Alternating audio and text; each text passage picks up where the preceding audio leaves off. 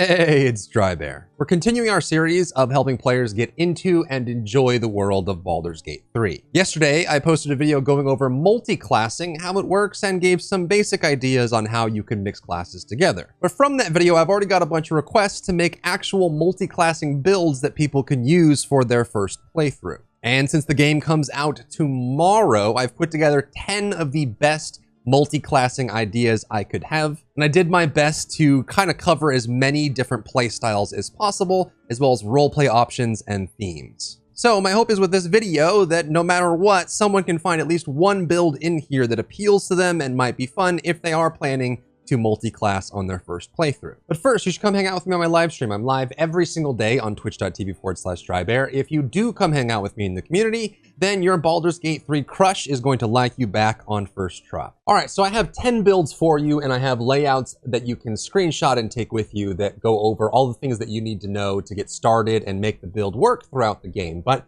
let's go over some disclaimers and some asterisks here, because there's definitely some things that we don't know going into the release tomorrow. Firstly, Larian has kept secrets. There are things about the build that we'll get tomorrow in the full release that none of us really know unless you have a full release review copy, which I do not. And so there's no way for me to know exactly what's going to come out. And so for that reason, I'm going to give you a high-level overview of how to play this class and how to play this multi-class and the theming and the companions you want to get through, the stats you're looking for. But keep in mind that there is going to be possibility that things get shifted around. They may add some homebrew rules that I wasn't expecting that might change some of these builds. They might add or remove restrictions that would give you new options or take options away that are listed here in these. But I've done my best to try and be as future-proof as possible, a very basic, high-level overview of the build itself and some ideas on how you would play it. And I decided not to go into the details of spells and abilities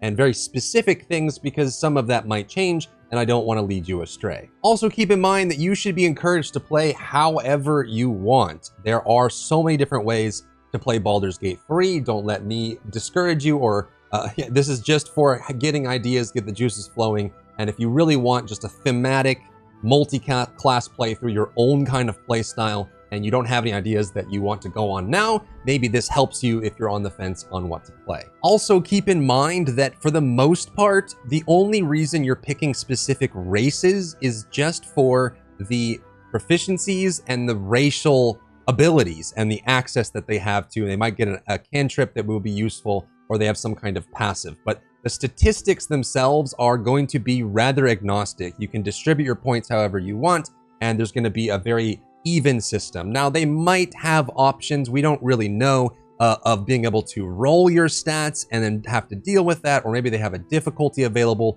to do the old school, like, race restricted stats, or they might have a different change on what we think is the +2/+1 system. So rather than saying these are your starting stats, I'm going to call them target stats, just in case that there are some new rules that get implemented and you're not able to start with these. But you should be able to either start with the stats on all of these builds listed on screen, or very easily with gear or modifications in the first few levels, get to these stat targets. So I'm going to call them target stats just to be safe. And the reason I like including companions here is because I like giving you a complete playthrough layout. So this is going to be the target stats, the starting class, the progression on how you level the classes, when you multi-class, when you respec, if you want to respec at all, the subclasses you can target, and then the companions that will complement the playstyle of this new unique multi-class idea that will help round out your experience and give you everything you need to have a complete and well-balanced party.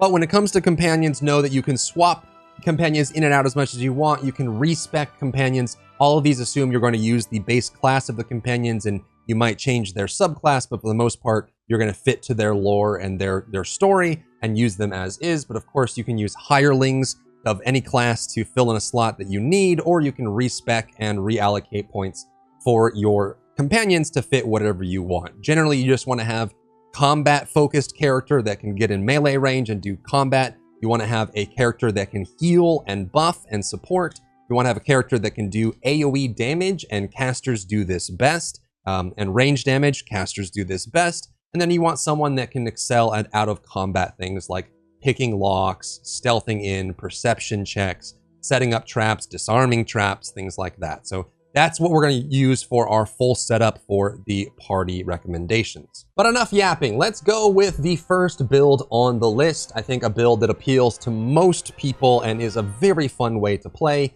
and that is what I'm going to call the Bonegrinder. This is combining the champion fighter with the berserker barbarian and focusing primarily on specializing in two-handed weapons for ridiculous damage. This is going to be as flexible as the battle master or as spammy as a paladin barbarian, but this one is the master of combat. This is the gladiator that walks out into the arena and everyone starts shaking and peeing themselves because they know that there's no chance they're going to beat him in a fight.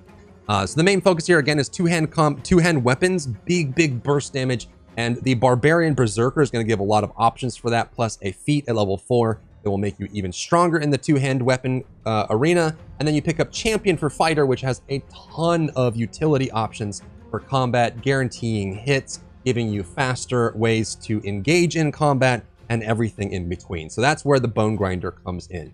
You're going to want to start as a barbarian. Barbarian has one of the best 1 to 3 level experiences in the game. So even though we're going to end up being a fighter base class, I think that for these kind of builds, if you know you're going to subclass barbarian level 3 to 5 or so, it's usually best in Baldur's Gate 3 to just take barbarian for the first few levels because they have the best experience. Everything works. Rage gives you resistance. It gives you advantage. It gives you all kinds of bonuses, and it just makes the early levels very easy and straightforward. For target stats, both fighter and barbarian scale with strength, and your weapon attacks are going to scale with strength as well. So we want to start with at least 16 strength. This is your primary focus for character creation. And then if you have extra points or you have gear that can get this up, you want to get to at least 14 constitution and 14 dex. This will help you with some of your armor class issues and resistances and avoiding attacks and not dying and things like that, because you're going to be going on a rampage, taking heads and taking names. For level progression, I would start Barbarian and level Barbarian all the way up to level 5. When you get to level 5, get access to the, 4, you'll get the feat option.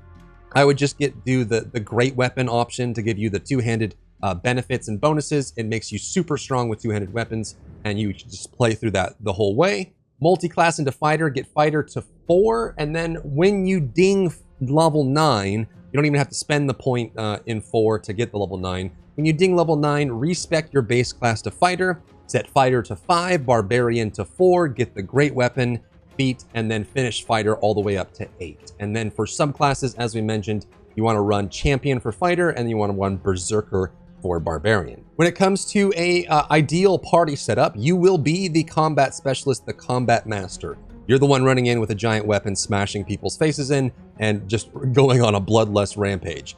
Shadowheart is a great support for this in general. She's a cleric. She can give a lot of defense options to make you go deeper into combat. She has a lot of different ways that she can heal you from range and a lot of different things that she can use to manipulate the battle. And so she fits that kind of playstyle really well. But we don't have a dialogue specialist because you're not filling that role, and Shadowheart can, but isn't as good as someone like Will. Will is a base warlock. He is a charisma-focused class, and he generally has a bunch of different options for dialogue, so he's one of the best companions you can add for doing dialogue. So if you want someone to do the talking that's going to be able to deceive and to be able to glean information from people and pass dialogue checks and get you where you want to go and barter for you and get good prices and things like that, then Will is the character you want to add. And he happens to also be an excellent caster with Warlock, so you'll get the AoE damage, you'll get the range damage, and you'll get the nuking potential that you need to finish off difficult to reach targets where the Bonegrinder may not be able to get there as easily. Will's going to pick them off at range with like Eldritch Blast and things like that. And lastly, you want to put in Astarion, and I will mention this once until and let it go for the rest of the video, but you have really one option at the beginning of the game for utility, and it's going to be Astarion. He's the rogue. He has a ton of proficiencies in all the things you need to do outside of combat, perception, lockpicking, traps, stuff like that. It's super useful. You don't necessarily need to, but it makes the playthrough a lot better if you have someone like this. Now, a companion that we haven't been able to test in early access is going to be Minx.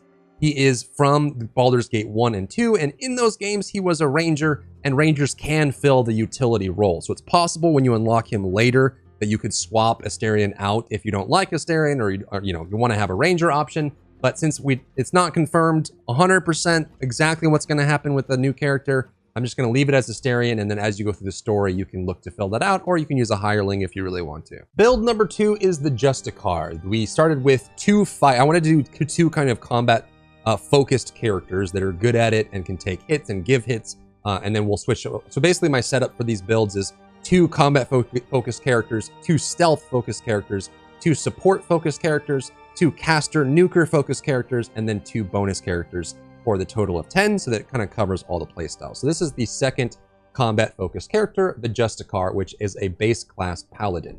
And whereas you want fighter champion with berserker barbarian, this is the other side of the coin, and mixes all of the insane late game power that paladin has, especially as a vengeance paladin, with the bonuses of berserker barbarian with extra hits and criticals and advantages and things like that. So you get some really crazy playstyles out of this. But this is the Justicar, and what's great about this is you want to focus on strength as a main stat. It is still a melee focused paladin. I will have a Lockadin focus later that's more charisma paladin that will have that, but we'll talk about that later on in the video. But for this one, this is going to be still melee focused combat, but on the paladin side of things.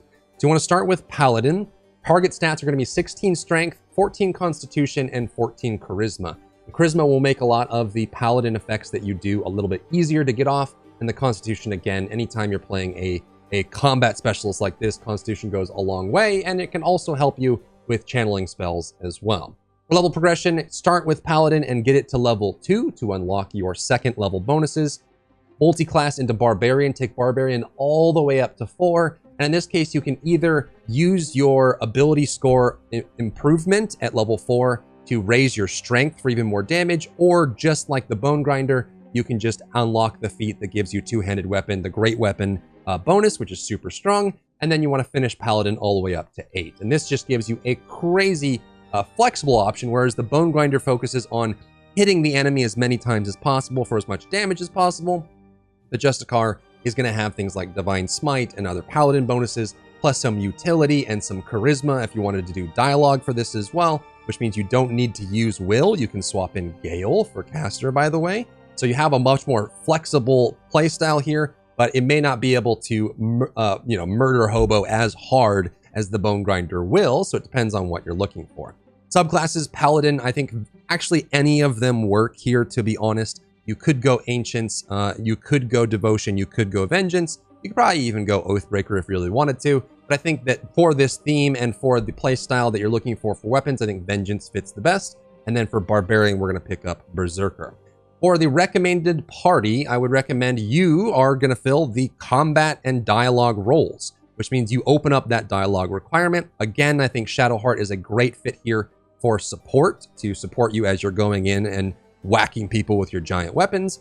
And then working in Gale here gives you a lot of extra utility on top of everything else. You don't need a dialogue specialist with Will anymore because you're going to be able to handle it. And the Gale has some really awesome flexibilities as a wizard to create some really unique situations for that playstyle. And lastly, we are going to slot in Astarion here for utility. Again, if you find Minsk, depending on where he is in the story, you probably could swap him for utility, but you get Astarion very early on, so that's going to be your focus for that. So those are the combat-focused builds. Let's get into the stealth builds, and these are super fun. Now, one of the downsides with playing a assassin-based stealth class is they don't scale as crazy as some of the melee-focused specialists do towards the end of the game, and also sometimes it puts a lot of emphasis on being able to get that kill on the surprise attack or benefit on the surprise attack, which pure rogue by itself, sometimes, they'll be able to assassinate one target, or they'll do a surprise attack, do all their attacks and bonuses, the target doesn't die, and then they have to retreat or disengage,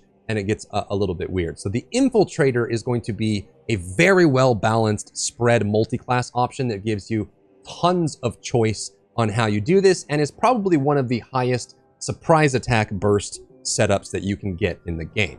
We're actually going to start with the base class Ranger, because when we specialize into Gloomstalker, Gloomstalker has a lot of different magic bonuses and stealth bonuses, but they also have a lot of very easy ways to get in for the surprise attack, the backstab, before combat starts, and do some awesome stuff. They're also one of the hardest subclasses in the game to see when they're in stealth or in darkness. So if you're in the shadows and you're hiding, and you also have the rogue subclass assassin, it's going to be almost impossible for people to reveal you because you're just insanely sneaky in the dark. So we're going to go ranger. Our target stats here are going to be dexterity, wisdom, and constitution. The dexterity helps us with the ranger and the rogue bonuses, as well as some extra rolls and rolls for initiative, which works great as well. And we're going to use the wisdom and constitution to balance us out in that process. For level progression, start ranger, take ranger to level 5, which hopefully still gets the bonus attack option there. And then you want to add in multi-class rogue to 3. When you get to 3, you can add in assassin for your subclass, add fighter to 2 to get action surge, and then finish off ranger to 7. And this is your insane spec ops infiltrator that can get in. And what's great is you have the extra attack from ranger, assassin can extra attacks, and the fighter level 2 can get action surge. And so towards the end, like middle to end of the game, you'll actually be able to do upwards of 5 to 7 surprise backstab attacks in a row, which means that it's possible on the infiltrator, if your gear is good and you're preparing well, you can just go in and assassinate a whole bunch of enemies all the way through, and to the point where you sometimes will just be able to end the combat before it even begins because you had so many surprise attacks that came forward. Whereas plebs that play combat specialists may have to actually play the combat encounter, you're just going to sneak in, backstab everyone, and then keep going as if nothing happened because you're just so good at it. For subclasses, we're going to go ranger, gloomstalker, rogue, assassin, and then fighter to 2 just for the action surge, and we can use this on our crazy opening windows of surprise attack. For recommended companions, you will be filling the utility role as a ranger and as a rogue. You get tons of bonuses to all the outside of combat things that your party will need, and so you'll be able to fill that for you. And then for the extra companions here, you will need someone that can draw attention and go in and do melee and kind of fight the good fight in the mosh pit. And I think for this build, Karlach is actually an amazing option. She is a base barbarian. She has crazy damage options, and she's going to help keep the tempo that you're going to set at the start, infiltrating in and starting the combat. She'll be able to keep up with that and start moving with you in combat and also do tons of damage herself. For support, I actually like running Jaheira here, who is actually going to be a druid instead of the base cleric from Shadowheart. She has a lot of offensive options. She can root people. She can buff you. She has a lot of outside of combat healing that helps you set up. Like if you can kill everyone on your opening window, and then she can heal you out of combat from the druid support and then get the extra bonuses there, and it helps you stabilize. And since you do need a dialogue specialist and a caster, we're going to slot in Will here. He's going to be your warlock, your charisma talker to get through the dialogue checks, and we'll give you lots of AoE options. If anything survives your initial sneak attack, then you'll be able to rely on Will and Karlach to finish off the rest. The fourth build, or the second stealth build that I want to provide for you, is going to be the Abyss Walker. Now this one has probably more asterisks than most because Monk wasn't in early access. I haven't been able to actually play Monk. I've done as much research as I can and prep as I can, and hopefully have set you up for success here, but there's some really awesome options that come with Monk. Now, when I'm playing my Monk, I'm either going to play Open Palm or the 4 Elements, but there's a third subclass for Monk, the Way of Shadow, which is the Ninja. And the Ninja gives you so many options. Larian have described what is basically Shadow Step, which means that you can walk into a shadow and then use that shadow to teleport behind an enemy or teleport to another shadow,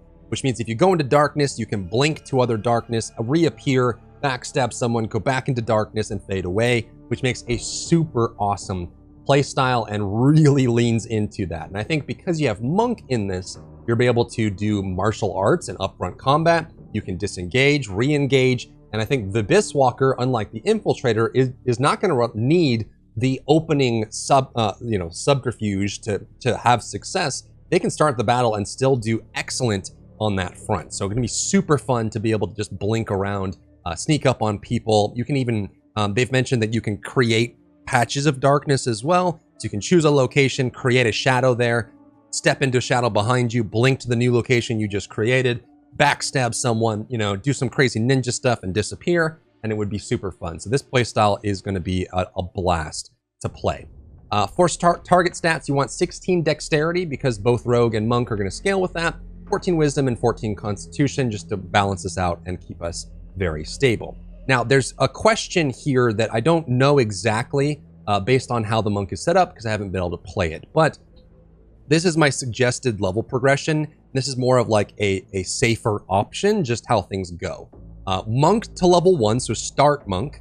Pick up rogue on your second level and put that to level 1. So now you're a monk and rogue. You have the benefits of both. You want to take monk to level 6. It's very likely they're going to put shadow step here. And I think either 4 or 6 is going to be deflect missiles.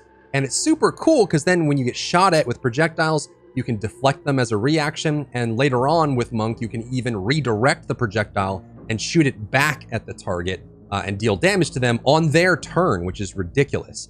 So we take monk to 6. That should give us the extra options and bonuses that we have here. And then you take monk or rogue to 3, unlock assassin, put in assassin, and then take monk to 9. The reason I like leveling monk here is because every level of monk increases your key on the monk, their core mechanic, which gives you more options for the way of shadow. And also you get most of your benefits from rogue on assassin. However, you could make an argument to do 7 monk, 5 rogue, or even 6 monk, 6 rogue, depending on what's available. But again, I'm taking the safer route here. This is going to be, more focused on the key options you have for monk plus deflection. It's also possible that you get the redirect projectiles around level 9 or 8, which means that you can get another ability score improvement or feat with monk, and you can do the redirect projectiles, which I think is going to make this Abyss Walker playstyle super fun. When it comes to subclasses, monk, way of shadow, the ninja playstyle, and then rogue, assassin, and you put those two together for a match made in heaven. For party and companions, again, you are playing a monk, so you will be able to do the utility aspect, monk plus rogue, even if you are not going to have as much as like a ranger would or a bard would. You have rogue subclass, which gives you a bunch of proficiencies, and you have dexterity, and you have some other bonuses here depending on what race you choose. So you should be able to effectively fill the utility role for all your out-of-combat needs and in-combat needs as well. For recommended companions, I'm going to recommend this. I'm going to recommend Shadowheart for support. I think she'll be able to support you very well. Lizelle, I think, is going to be a great fit here for your frontline, for your combat specialist to get in and get out. She's also a little bit more self-sustaining than someone like Karlach, who focuses a little bit more on damage output and reckless strikes or reckless attacks. So I think it's going to be easier for you to disengage and leave Lizelle on her own when you go do all your sneaky beakies. And then we'll put Will in there for the caster and AoE and range damage, as well as the dialogue support. The one thing I will mention about this that I had a thought on when I was putting this together is, at least in Act 1 in the early access, Shadowheart and Lizelle do not like each other at all. And it's possible that they don't mix well over time. It's also possible it could be a heartwarming Pixar movie where they grow to like each other as you go throughout the story. We don't know because they haven't told us and they haven't had that part of the game. So just keep that in mind. I think that this is probably going to be your best setup for the Abyss Walker. But if it turns out that you can't, maybe if you make the wrong choices, Shadowheart leaves or Lizelle leaves because they don't like each other, then you can swap in the Jahara for the support role, or you can put Karlach in for combat, or you can do a hireling if you really want to, if that becomes a sticky situation. Next is going to be the Archmage, or what some D&D fans would call a Soarlock. It works with combining Sorcerer and Warlock into one and gives you the best of both worlds. Warlock is a super front-loaded class. You get Eldritch Blast, as well as the ability to reset your spells on short rest. You can even make this higher if you want to put more points into Warlock, which works great for Sorcerer, and they're also both charisma-focused casters, so they can both benefit from that. And even just having Eldritch Blast as a sorcerer goes a long way. So this one's going to be super strong. If you really want to be the big nuker with lots of aggression in how you do your spells, then the Archmage is going to be a lot of fun to play. For target stats, or for starting class, we want to do Sorcerer. I think Sorcerer base is best. You don't need that many points in Warlock, and I think you do want access to meta magic and having extra bonuses for the Sorcerer. For target stats, you want to do 16 Charisma, 14 Constitution, and 14 Dexterity. This will help with some of your armor class issues and survivability, and even just initiative and things like that. For level progression, I would start Sorc level 1, immediately multi-class into Warlock at level 2, take Warlock to level 2 total when you hit character level 3. And then after that, just take the rest of the way to Sorc, unlock as many spell slots as you can, as many bonuses as you can, as many meta magics as you can, and just make that as strong as possible. For subclasses, I actually really like the Draconic Bloodline here. Not only is it going to make you able to enhance a specific element, so you can play that playstyle if you want. You can do acid, you can do cold, you can do lightning, you could do fire, and fire is probably the best option here. Make your fireballs insanely strong. And it gives you a resistance to magic, which makes you a little bit tankier as well, and it gives you an extra attack, which I think is nice. And then for the subclass Warlock, I don't think any of them actually, there's pros and cons to all of them. I don't think there's a specific one that matters. You can go Archfey if you want utility, you can go Great Old Ones or Fiends if you want to be more aggressive. All of those fit, so kind of just, go with whatever feels right to you, and you'll be playing off of that. For the party setup, since you are a charisma-focused caster, you can handle the dialogue. You can do all of the dialogue talking and excel at it. And you can also do the caster ranged AoE role in the Archmage setup, which frees you up for the other roles. And in this case, again, I am going to recommend Lae'zel and Shadowheart. Shadowheart for support and Lae'zel for combat. They make a good team, even though they don't like each other at the start of the story.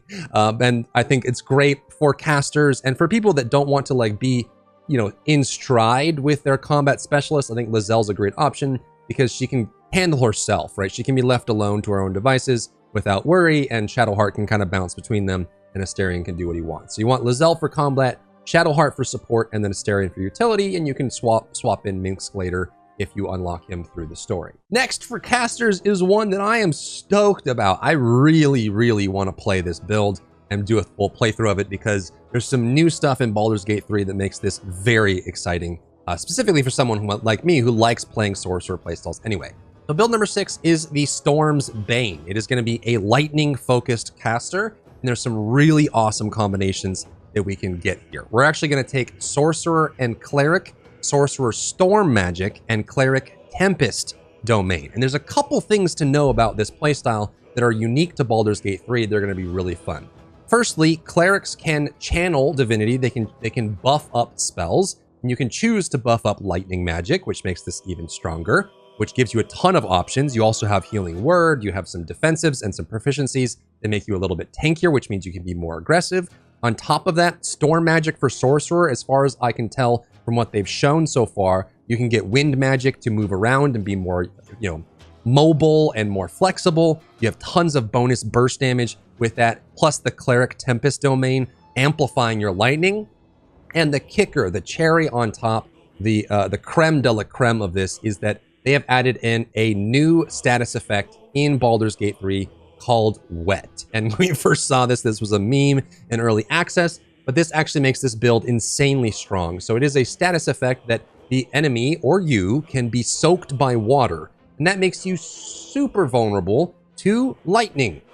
Tons of lightning. And so what you can do, there might be new ways that you unlock throughout the story where you can apply the Wet status effect through abilities or spells, but there's probably going to be a bunch of consumables as well. You can carry a bottle of water with you or some other consumable that applies the Wet status effect to the target. So your setup for turn 1 is just going to be get the target wet and then amplify your lightning magic through your Tempest Domain Cleric, and then in the next turn just bring down the heavens on the target and blow them to dust.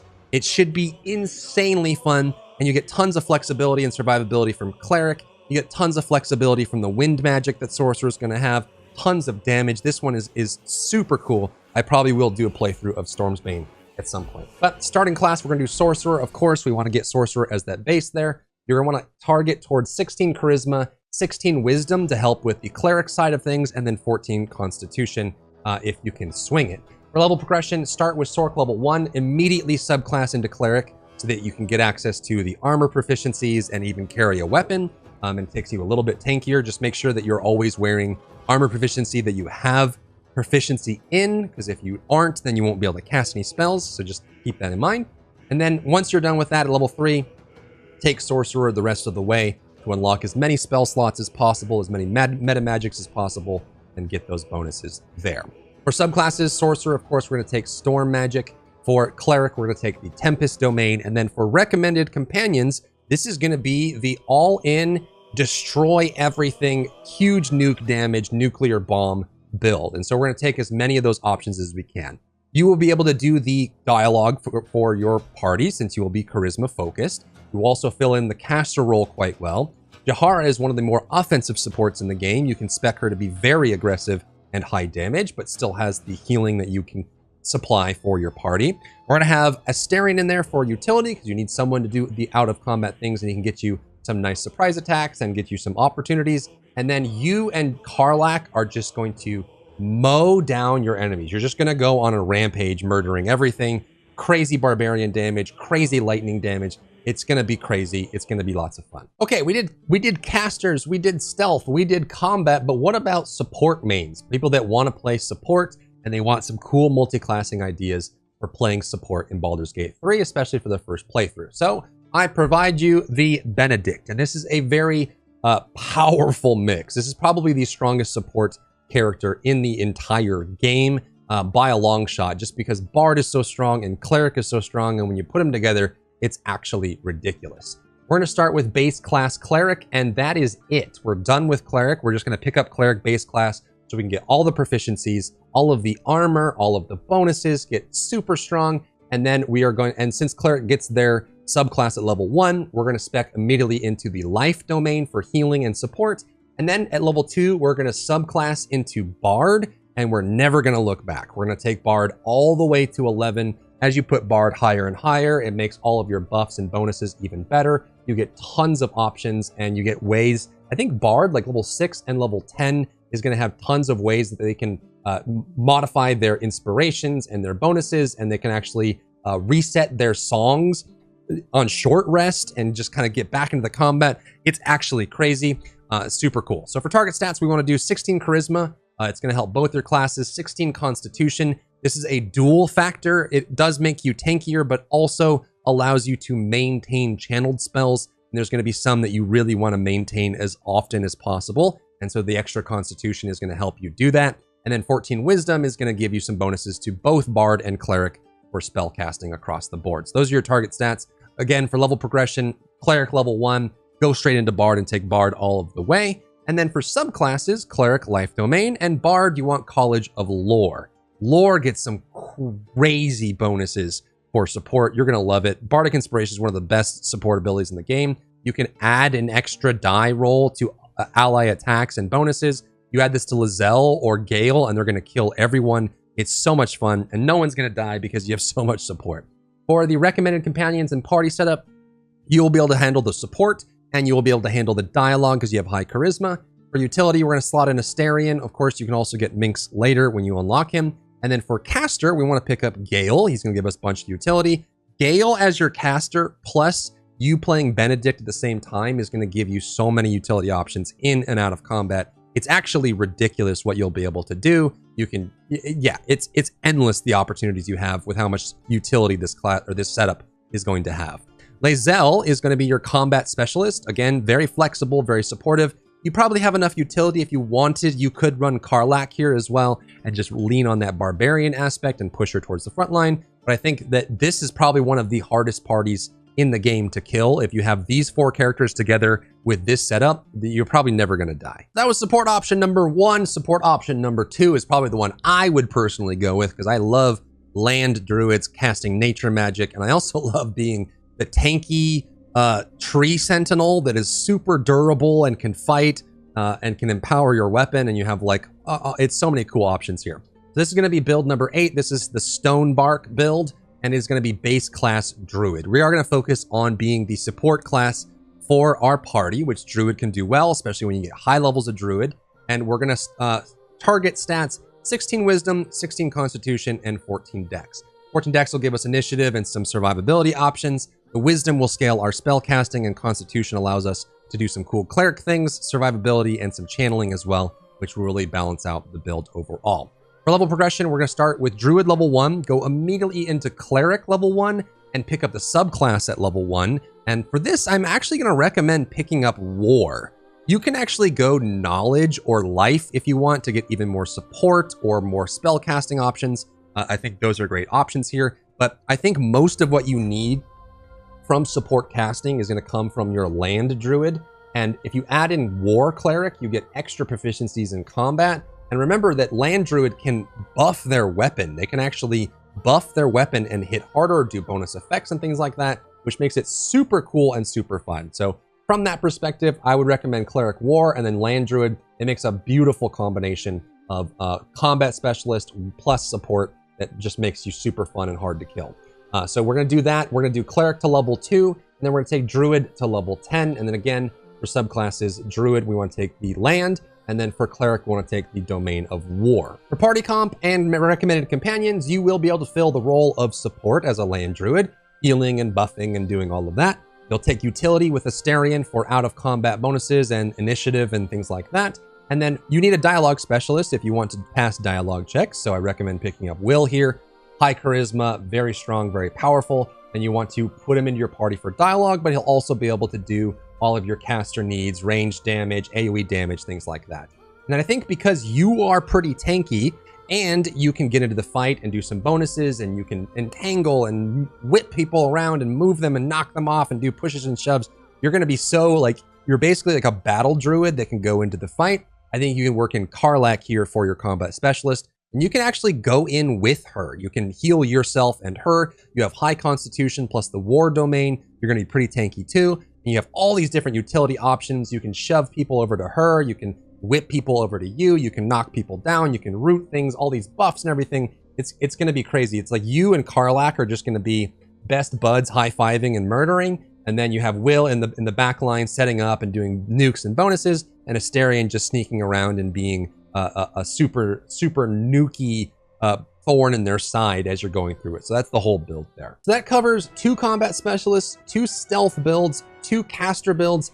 and 2 support builds, which hopefully covers everything that people would want and give you an option in every direction. But I wanted to give 2 more bonus ones that they fit into specific roles, but it's more just about the theme. Like, these are very conceptual, role-play focused builds that are super fun, and it's more about the experience of going through the story as this character than it is about the specific gameplay, because it has a very strong theming concept with it. This is one of my favorite builds. I call it the Wildrager, but it's a combination of using the shape-shifting druid with the Wildheart Barbarian. And so in Baldur's Gate 3, when you are shape-shifted into an animal, you can actually rage from Barbarian. And while you're shapeshifted, your HP pool is separate, so you can actually die in shapeshift form and you'll shapeshift back into Druid. You can gain all the benefits from Rage. You can also gain the benefits from Wildheart Barbarian, which gives you tons of different bonuses.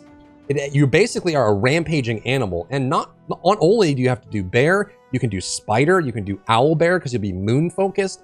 There's tons of really cool flexible options here. You basically can just channel the ferocious nature of the wild and become any animal that fits the situation that you need. Power those up with barbarian focused abilities like Rage and just cleave down everyone as an animal that's been let loose to kill everyone in the area. Super fun. So we're going to start with the starting class Druid, because I think that Moon Druid is going to scale the best here. We actually only need a couple points into Barbarian to make this work, and so we don't really need to start with Barbarian. We're going to start with Druid. For target stats, I think you want to get 16 Wisdom and 16 Constitution. Again, if this is not possible, you want to do 16, 14 maybe, and then work your way up to this as you go throughout the story, or with your ability score improvements throughout the game, or as you find gear that might be able to accomplish that for you. And then get Druid to level 3. Unlock your subclass, get Moon, and Moon will grant you an additional shapeshift form of the Owl Bear. We actually have not been able to play the Owl Bear. It wasn't in early access, so I'm not 100% on what the Owl Bear would be, but they've claimed that it is actually going to be the strongest shapeshift form by far. So it's possible that you may just always want to be Owl Bear. Maybe they're super tanky and super bursty and super flexible, and they have like self-healing, like Lunar Mend and stuff like that, that makes them impossible to kill, and they kill everyone with every bear swipe. It's possible. Without that, we don't really know. But you could also just shapeshift into bear or badger or spider, whatever option that you want there to make that work. And then you want to finish off with 14 dex if you can. This will give you some nice initiative and survivability. Just makes the character more well-rounded. For level progression, start Druid, get to level 3, apply the Moon, and then immediately multi-class into Barbarian and take Barbarian all the way up to 3 as well. Unlock your Wild Heart, and then take Druid the rest of the way to level 9. You could do Druid 8 and Barbarian 4 if you wanted to increase one of your stats from the extra ability score improvements, or if you want to add a feat from Barbarian, though there isn't really any that I saw that would be perfect for this build. So you might want to do either 9 Druid, 3 Barbarian, or 8 Druid, 4 Barbarian, or it's possible on launch they change when subclasses come online, and so these numbers might be fudged, but just keep that in mind that this is kind of the goal that you're looking for. For subclasses, you want Druid, Moon, and Barbarian Wild Heart. You get a bunch of options for Barbarian Wild Heart on what animal you want to specialize in. Personally, for me, I would recommend Stag because I really like the charge option. I love being able to charge through the battle and kind of just disrupt everything so my party can sit up behind me, and it gets you into a spot to get some, if there's a caster in the back or an archer in the back or somewhere you need to get to, rather than having to sneak around or jump, you can literally just barrel charge through the front, knock everyone out of the way, and do it with the Stag Heart. Now, you can also run the Bear Heart for defense, and you have other options that you might want to explore there as well. But just keep that in mind, is that you have those bonuses there. For recommended party and companion setup, you will be able to fill the combat specialist role for your party, especially when you're in bear form or owl bear form. It's possible you'll be super tanky and hard to kill, and especially as a moon druid that can heal themselves, I'm guessing. So we'll have that bonus there, which is super nice. And then for support, I like having Shadowheart here. You're going to be just as aggressive. You need someone that can lift you up, buff you, and keep you safe the best. And I think Shadowheart excels at that over Jahara. So you'll have that option there, or even Hulson, who has some options as well. But I think Shadowheart is the best fit for this, especially as a life domain cleric if you want to respec her. Then you need a dialogue specialist and a caster. So we're going to pick up Will here, and then Astarion for utility to do all the stealth. And the last build I will leave you with is another highly thematic build that's fun for roleplay. This one is going to be a blast. I probably will do one of these playthroughs as well. But this focuses on, there's two main aspects for storytelling and roleplay that both Paladin and Warlock have access to. Firstly, Warlocks have the ability to speak with their patrons. We haven't been able to see how far this goes, but it's very possible, depending on what patron you choose, the Archfays, the Great Old Ones, or the Fiends, that you'll be able to directly talk to them. They'll talk to you, probably try to get you to do evil things, and you'll kind of have to talk to them and tell them, no, I don't want to murder everyone and destroy the planet, that sort of thing. But I think that's a really cool roleplay option. And without spoiling anything, for Paladin, there are 3 subclasses that you will have access to at character creation, and all of those are oaths. During the story, you will have the option to break your oath. So whatever your oath is, if you violate that oath, something will happen, very roleplay focused for Paladin, and you will meet an entity that will give you the option to reaffirm your oath or break your oath and stay an oath breaker, which unlocks the 4th secret subclass for Paladin, Oathbreaker. And I think that you combine the darkness of Oathbreaker, the dark Paladin, the evil Paladin that broke their oath and has this unique storyline with some entity that comes along and talks to you. And you have the Warlock storyline of talking to the Great Old Ones, the Cthulhu Overlords of Darkness. And you have both those entities influencing you and talking to you constantly. It's like the voices in your head and you're just evil and crazy. That creates build number 10, the Void Knight. This one's going to be super fun to roleplay and go through the story and do whatever it is you want. If you want to do evil or you want to do chaotic neutral or whatever it is, it doesn't really matter. But this is the Void Knight. We're going to do starting class Paladin because Paladin scales super well into late game and because you can benefit from Charisma on Warlock and Paladin, so it gives us a double whammy there. For target stats, we want to do 16 Charisma, 16 Wisdom, and 14 Constitution. Again, if things change tomorrow and we don't know, if you can't get this right at character creation, focus on Charisma. They're in order from left to right of importance. So get Charisma to 16. If you have to, do Wisdom 14 and Constitution 14 or 12. But you want these here because you'll be making good use of them later on. Level progression, get Paladin to 2 to unlock your 2nd level spells and effects. Then multi-class into Warlock, take Warlock to 3, which will give you, level 2 will give you access to everything that you need for the core Warlock. But I think level 3 is going to be even better. You can get things like Abyssal Blast, I think that modifies your Eldritch Blast. And then you can also get modifiers for Paladin that makes your attacks scale off your Charisma instead of your Strength, which gives you even more options for crazy darkness and death. And I think that the Oathbreaker, which I don't think was available for us is going to have some options for scaling off charisma as well, which is really cool, with plus some fun dark abilities that will really blow people up. So we take Warlock to 3, we take Paladin all the way to 9, and then we finish off with it. The subclasses that we're going to want to go for here, Paladin Oathbreaker, so pick whatever oath you want and then immediately violate it. I think Devotion is probably the easiest to violate. All you have to do is find some innocent bystander and murder them, and it should trigger right away. I'm not sure the extent of how many ways you can break each oath, but that's the one that sticks out to me the most in my head. But I think you can pick any one of them, and it should end up about the same or exactly the same at the end. You just have to violate your oath to get your Oathbreaker subclass unlock. And then for Warlock, I like picking Great Old Ones here. You could probably run with whatever you wanted. They would all fit. I think Great Old Ones thematically works really well with Oathbreaker. You could also do the Fiends as well if you wanted to have more demonic aspects to it. But I think Great Old Ones plus Oathbreaker creates this Void Knight aesthetic, which is going to be super fun to play around with. For recommended companions, you will be able to fill both the combat specialist as a Void Knight, melee, getting up in there and having the tankiness of a paladin, plus the bonuses of warlock, so you can be the combat specialist for your party. And you can also do dialogue because you have high charisma, which means that you just need people that are going to stand behind you and make you stronger and make sure that you don't die on your Dark Crusade. So Jaheira is going to be the support choice for you for Druid. Very easy support here. She's a bit of an aggressive support as well. She'll be able to heal you, reposition, set you up for really cool combos and burst windows. So I think she fits a lot better than Shadowheart. For caster, you don't need dialogue, and Gale is going to be able to support you with a lot of different utility aspects, bonuses, status effects, knockdowns, sleeps, things like that.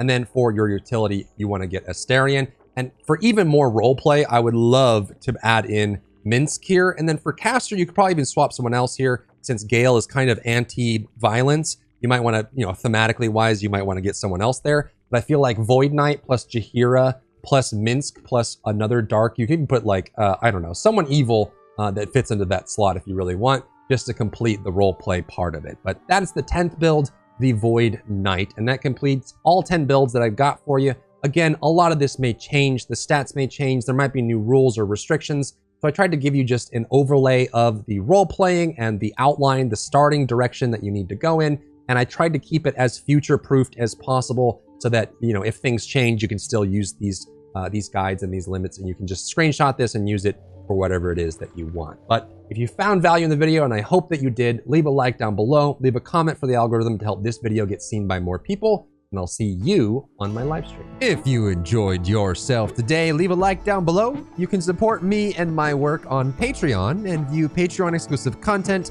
link in the description. Thank you so much for tuning in, and I'll see you in the next one.